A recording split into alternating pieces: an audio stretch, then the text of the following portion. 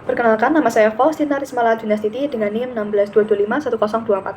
Jadi di sini saya akan mereview artikel berbahasa Inggris yang berjudul Natural Sweetener Stevia Rebaudiana, Functionalities, Health Benefit, and Potential Risk.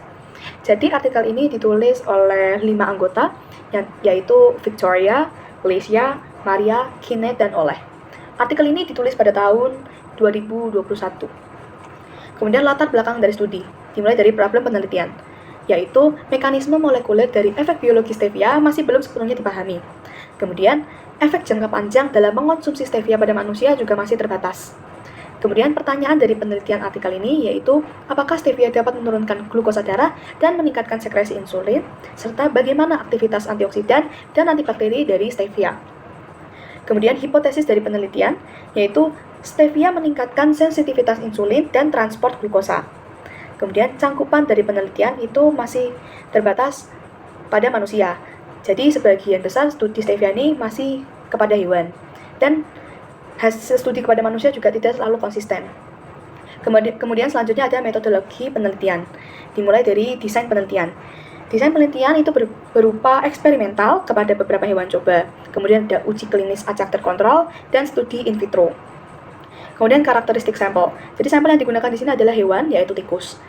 Ada 3 jenis, yaitu tikus Parkutauli, kemudian tikus hipertensi spontan, serta tikus diabetes yang diinduksi aloksan atau streptozotoksin. Kemudian variabel yang diteliti dan pengukurannya. Jadi variabel yang akan diteliti itu ada kadar glukosa darah, kadar insulin. Kemudian cara mengukurnya adalah dengan melakukan pengambilan sampel darah, yang kemudian akan dicek kadar glukosa dan insulinnya. Kemudian teknik analisis data itu ada berupa statistik, yaitu statistik uji T, ANOVA, dan analisis regresi. Kemudian menggunakan visualisasi berupa grafik, tabel, dan diagram. Kemudian dari penelitian, temuannya itu adalah stevia dapat menurunkan glukosa darah dan meningkatkan sekresi insulin. Kemudian stevia memiliki aktivitas antioksidan dan antibakteri yang signifikan. Kemudian inkonsistensinya adalah efek samping dari stevia masih belum selalu konsisten. Kemudian limitasinya itu efek jangka panjang pada manusia, terutama pada sistem reproduksi dan ginjal. Kemudian interaksi stevia dengan obat atau kandungan-kandungan nutrisi lain. Terima kasih. Selanjutnya, saya Nabawan Prajasto Srimatmo dari PDB 88 kelompok 3 dengan NIM 113251127 akan menjelaskan tentang suatu pertanyaan, apakah telang mampu menangkal radikal bebas? Dengan kata kunci telang, dan saya mengambil jurnal penelitian yang ditulis oleh Permata Kumalasari dan kawan-kawan yang diterbitkan pada tahun 2024. Latar belakang studi ini di mana problem penelitiannya adalah kandungan antioksidan dari bunga telang yang digunakan pada masyarakat tradisional sehari-hari masih dipertanyakan keberadaannya dan harus diteliti secara ilmiah apakah antioksidannya tersebut ada atau tidak. Dan pertanyaan penelitiannya, apakah bunga telang dapat menjadi penangkal radikal bebas dari keberadaan antioksidan tersebut? Hipotesis penelitiannya adalah bunga telang memiliki kandungan antioksidan tinggi yang bermanfaat sebagai penangkal radikal bebas. Cakupan penelitian kami diuji di laboratorium in vitro, uji DPPH, dan tidak pada manusia karena menggunakan ekstrak air dari bunga telang kering yang segar. Kemudian kita masuk ke metodologi, di mana desain penelitian kami menggunakan eksperimental laboratorium dengan metode DPPH untuk aktivitas antioksidan dan screening fitokimia. Selanjutnya karakteristik sampel, tentu saja bunga telang yang diekstrak menggunakan air sebagai pelarut. Dan variabel yang diteliti beserta pengukurannya adalah aktivitas antioksidan, senyawa fitokimia seperti alkaloid, flavonoid, tanin, dan terpenoid.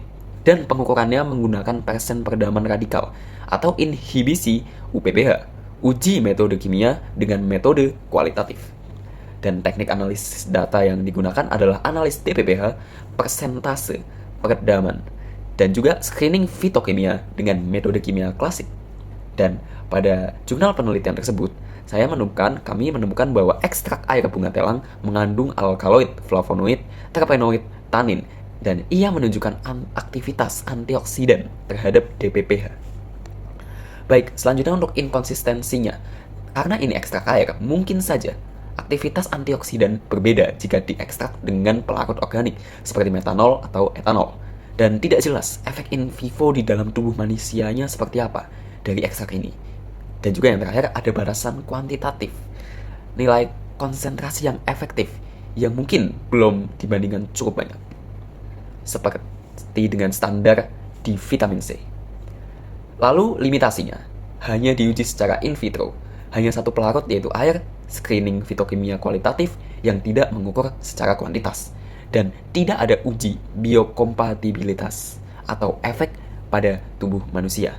Baik, sekian dari pembahasan nomor 2 yaitu membahas tentang apakah telang mampu menangkal radikal bebas dengan kandungan antioksidan yang ada di dalamnya. Terima kasih. Silakan selanjutnya. Assalamualaikum warahmatullahi wabarakatuh. Perkenalkan, nama saya Ahmad Rizky Mubarak dengan NIM 4322511124. Saya dari Program Studi Keselamatan dan Kesehatan Kerja. Hari ini saya akan mempresentasikan salah satu artikel yang berjudul Spectral Characteristic, Storage Stability, and Antioxidant Properties of Anthocyanin Extract from Flower of Butterfly Pea. Artinya, karakteristik awal, stabilitas penyimpanan, dan juga sifat antioksidan ekstrak anthocyanin dari bunga telang. Oke. Artikel ini ditulis oleh Xiaofang Yu, Qiang Wu, Jian Wang, dan juga Yani Chen pada tahun 2021. Oke. Pertama, pertanyaan penelitian yang ingin kita selidiki adalah apakah kadar pH memengaruhi perubahan warna pada ekstrak bunga telang? Sebelumnya kita harus tahu dulu asal-usul dari istilah pH sendiri adalah singkatan dari potensial hidrogen. Skala dan pengukuran pH berkisar dari 0 sampai 14. Jika pH kurang dari 7, larutan tersebut bersifat asam. Jika pH sama dengan 7, larutan tersebut netral. Dan jika lebih dari 7, bersifat basa atau alkali. Oke. Yang pertama adalah latar belakang studi. Problem dari penelitian ini adalah stabilitas anthocyanin dari bunga telang pada berbagai pH dan juga suhu. Belum banyak dipetakan secara sistematis. Selanjutnya ada pertanyaan penelitian, apakah kadar pH memengaruhi warna dari ekstrak bunga telang? Hipotesis penelitian, pH yang berbeda akan mengubah warna dan akan mengaruhi daya antioksidan. Cakupan penelitiannya, skala laboratorium, ekstrak anthocyanin, dan bunga telang. Selanjutnya, kita beralih ke metodologi. Dari desain penelitian, ada eksperimental laboratorium, karakteristik sampel, yaitu ekstrak anthocyanin dari bunga telang. Variabel yang diteliti dan pengukurannya, yaitu warna spektrum, absorbansi pada berbagai pH, 0,5 hingga 13. Dan teknik analisis datanya ada statistik, yaitu ANOVA dan analisis regresi, dan visualisasi ada grafik, tabel, dan juga diagram. Temuan dari penelitian ini adalah anthocyanin bunga telang stabil pada pH asam, mudah berubah warna pada pH netral sampai basa, dan penyimpanan suhu tinggi mempercepat degradasi dan juga memiliki aktivitas antosidan yang sedang. Oke, selanjutnya limitasinya adalah penelitian hanya meneliti stabilitas dalam skala laboratorium, tidak menguji aplikasinya pada produk, dan tidak mengevaluasi pengaruh pemanis seperti gula, stevia, ataupun madu. Mungkin sekian yang dapat saya sampaikan. Kurang lebihnya mohon maaf. Wassalamualaikum warahmatullahi wabarakatuh. Assalamualaikum warahmatullahi wabarakatuh. Perkenalkan, nama saya Lena Wibowo dengan NIM 146251124 dari Fakultas Perikanan dan Kelautan Program Studi Aquaculture. Nah, di sini saya akan menjelaskan artikel yaitu dengan judul Potensi Antioksidan Infusa Bunga Teh Telang, Rosella dan Daun Stevia sebagai Antidiabetes. Dari penulis Melanie Perwatasari tahun 2023. Nah, di sini untuk permasalahan penelitian ada 3. Yang pertama yaitu tingginya pembentukan reaction oksigen spesies atau ROS atau ROS dapat memicu kerusakan sel. Yang kedua yaitu ROS berperan dalam berbagai penyakit metabolik termasuk diabetes mellitus. Lalu yang ketiga yaitu diperlukan antioksidan alami dari tanaman herbal sebagai alternatif pencegahan. Lalu untuk yang ketiga yaitu pertanyaan penelitian. Nah, di sini, apakah infusa atau seduhan bunga teh telang dan daun stevia ini dapat memiliki aktivitas antioksidan yang tinggi sehingga berpotensi bermanfaat untuk kesehatan seperti itu. Lalu lanjut ke latar belakang studi. Nah, di sini juga memiliki 3. Yang pertama adalah bunga teh telang dikenal mengandung pigmen anthocyanin yang bersifat antioksidan. Lalu yang kedua adalah stevia mengandung senyawa steviocyte dan rebaudioside yang juga dilaporkan memiliki aktivitas antioksidan. Lalu yang ketiga yaitu kombinasi keduanya sering digunakan sebagai teh herbal alami.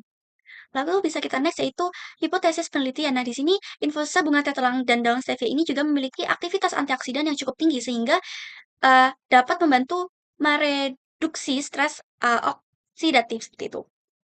Lalu ada cangkupan penelitian. Nah, di sini ada 2. Yang pertama adalah sampel berupa Simplicia, kering bunga teh telang, rosella, dan stevia tersebut. Lalu penelitian difokuskan pada pengukuran aktivitas antioksidan, pengukuran metode FRAP. Lalu yang ketujuh adalah desain penelitian. Nah, di sini ada 3 juga ya. Yang pertama adalah penelitian non eksperimental. Nah, lalu yang kedua adalah menggunakan uji FRAP untuk menilai kekuatan antioksidan tersebut. Lalu yang ketiga adalah penelitian di laboratorium yang menggunakan infusa dari tiap tanaman. Lalu kita bisa next untuk ke karakteristik sampel. Nah, di sini juga ada 2 bagian, yaitu bagian tanaman yang digunakan. Nah, bagian tanaman yang digunakan yaitu bunga tetelang, kelopak rosella, dan daun stevia tersebut. Lalu yang kedua adalah seluruh sampel dalam menggunakan Simplicia kering, seperti itu. Lalu ada metode penelitian. Nah, di sini juga memiliki 3. Yang pertama adalah Simplicia direbus hingga menjadi infusa. Lalu infusa dianalisis menggunakan metode FRAP. Nah, FRAP ini mengukur kemampuan sampel mereduksi ion Fe3+ menjadi Fe2+ sebagaimana indikator tersebut kekuatan antioksidan, seperti itu. Lalu yang ke-10 adalah variabel yang diteliti. Nah, di sini kita memakai 3 variabel. Yang pertama adalah variabel bebas. Nah, di sini variabel bebas ini maksudnya jenis tanamannya, dan jenis tanamannya ini adalah telang, rosella, dan stevia tersebut. Lalu yang kedua adalah variabel terikat. Nah, di sini variabel terikat tersebut adalah nilai aktivitas antioksidan, yaitu FRAP. Lalu yang ketiga adalah kontrol. Nah, di sini kontrol tersebut adalah volume infusa, suhu pemanasan, dan konsentrasi sampel. Lalu yang ke-11 adalah teknik analisis data. Nah, di sini memakai 2, yaitu hasil pengukuran FRAP ditampilkan dalam bentuk presentase aktivitas antioksidan. Lalu data ini dianalisis secara kuantitatif deskriptif. Lalu ada temuan penelitian. Nah, hasil uji aktivitas antioksidan di sini juga memiliki 3. Yang pertama adalah dari bunga teh telang tersebut, yaitu 55,29%, daun stevia yaitu 61,55%, dan rosella ataupun pembagian yaitu 69,17%. Lalu kita bisa lanjut ke inkonsistensi, yaitu adalah aktivitas antioksidan hanya diuji secara in vitro, bukan pada tubuh manusia. Lalu ada kombinasi telang plus stevia tidak diuji sebagai campuran. Jadi hanya perbahan seperti itu istilahnya. Lalu yang terakhir adalah limitasi penelitian. Nah, di sini tidak diuji toksisitas, lalu tidak ada pengujian efek biologis secara langsung pada hewan ataupun langsung pada manusia, dan yang terakhir yaitu belum mengukur efek warna dan stabilitas pigmen telang pada pH yang berbeda. Sekian dari saya, terima kasih. Assalamualaikum warahmatullahi wabarakatuh. Perkenalkan, nama saya Anjeli Kopteriandi dengan NIM 111251339 PDB 88. Pada mata kuliah data pustaka kali ini, saya akan mengulas sebuah artikel yang berjudul Natural Spiritual Stevia Rebaudiana, Functionalities, Health Benefit, and Potential Risk. Artikel ini ditulis oleh Victoria Pateliuk, Leisia Ribuk, Maria Bailiak, Kenneth Bistori, dan Ole Luska pada tahun 2021. Kemudian yang pertama saya akan memaparkan materi tentang latar belakang studi yang mencakup tentang masalah penelitian, pertanyaan penelitian, hipotesis penelitian, dan cakupan penelitian. Yang pertama, masalah penelitian. Konsumsi gula tinggi menyebabkan peningkatan penyakit metabolik yaitu diabetes dan obesitas. Meskipun stevia dikenal sebagai pemanisan kalori, stevia rebaudiana belum sepenuhnya populer sebagai pengganti gula. Oleh karena itu diperlukan sintesis bukti ilmiah terkini untuk merangkum secara komprehensif aktivitas biologis yaitu antidiabetik, antihipertensif, antioksidan, dan potensi risiko atau efek samping dari ekstrak stevia dan glikosidanya. Selanjutnya, pertanyaan penelitian. Yang pertama, apakah stevia dapat menurunkan glukosa darah dan meningkatkan sekresi insulin? Yang kedua, bagaimana aktivitas antioksidan dan antibakteri dalam stevia?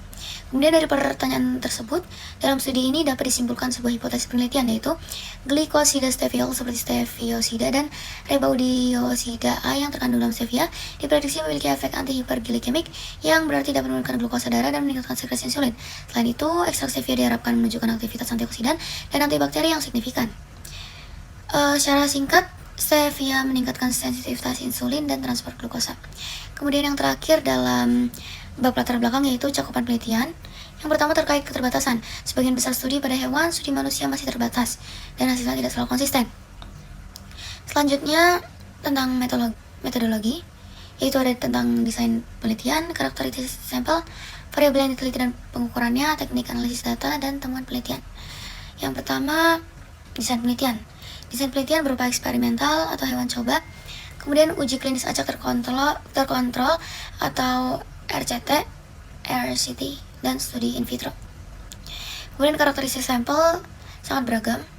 Studi in vitro atau kultur sel, in vivo atau secara langsung yaitu model hewan diabetes, dan klinis yaitu manusia, pasien diabetes tipe 2 atau sehat. Kemudian untuk hewannya, tikus praguedauli, tikus hipertensi spontan, SHR, tikus diabetes induksi alloxan atau streptozotocin. Kemudian untuk variabel yang diteliti dan pengukurannya, yang pertama, glukosa darah diukur sebagai glukosa darah puasa atau FPG, glukosa postprandial PPG, atau hemoglobin terglikasi HbA1c. Pengukuran dilakukan menggunakan analisis klinis, misalnya metode glukosa oksidase pada plasma atau serum. Kemudian sekresi atau sensitivitas insulin diukur dengan kadar insulin serum atau plasma atau melalui tes oral glucose tolerance test atau OGTT, dan perhitungan HOMAIR. Kemudian selanjutnya ada aktivitas antioksidan, yaitu diukur melalui uji in vitro, misalnya DPPH, FRAP, atau penentuan aktivitas enzim antioksidan, yaitu superoxide dismutase satalase pada sampel biologis. Selanjutnya tekanan darah diukur secara klinis, misalnya dengan sphygmomanometer untuk tekanan sistolik dan distolik. Efek sampingnya yaitu dievaluasi melalui observasi klinis dan pengujian toxicity. Kemudian kualitas pengukuran, alat ukur yang digunakan dalam studi primer yaitu analisis klinis, uji toleransi glukosa, umumnya dianggap valid dan standar dalam penelitian medis. Namun keterbatasan muncul dari variasi metode yang digunakan antar studi, misalnya perbedaan jenis ekstrak stevia atau dosis yang diujikan, yang membuat perbandingan dan sintesis hasilnya menjadi kurang konsisten. Kemudian yang terakhir adalah teknik analisis data, yaitu sintesis naratif dari hasil dan kesimpulan berbagai publikasi ilmiah yang direview. Selanjutnya, temuan penelitian. Yang pertama, stevia menurunkan glukosa darah dan meningkatkan sekresi insulin. Yang kedua, ekstrak stevia memiliki aktivitas antioksidan dan antibakteri signifikan. Kemudian, stevia memiliki aktivitas antioksidan dan antibakteri yang signifikan. Dan yang terakhir, stevia aman bagi pemanisan kalori dan non-glikemik. Bab terakhir yang akan saya paparkan adalah terkait pembahasan yang dibagi lagi menjadi dua, yaitu inkonsistensi dan limitasi. Yang pertama terkait inkonsistensi. Yang pertama, pertanyaannya adalah apakah ada inkonsistensi atau argumentasi yang bertentangan dari berbagai literatur yang sudah Anda baca? Seperti apa? Ya, ada. Inkonsistensi pada manusia, yaitu uji klinis pada manusia yang menggunakan stevia pada dosis pemanis umum, seringkali menunjukkan efek minimal atau tidak signifikan dalam menurunkan glukosa darah puasa atau FBG atau HbA1c dibandingkan placebo atau gula. Kemudian untuk limitasinya, efek jangka panjang pada manusia, terutama pada sistem reproduksi dan ginjal, interaksi dengan obat dan nutrisi lain, diperlukan uji klinis acak terkontrol atau RCT/RCT, jangka panjang pada populasi pasien yang besar untuk memastikan efek antidiabetes, terapeutik stevia pada dosis yang aman dan relevan. Hasil yang beragam disebabkan oleh heterogenitas formulasi stevia yang digunakan. Baik, itu saja pemaparan materi dari saya. Terima kasih atas kesempatannya. Mohon maaf apabila ada kesalahan maupun kekurangan. Akhir kata, wassalamualaikum warahmatullahi wabarakatuh.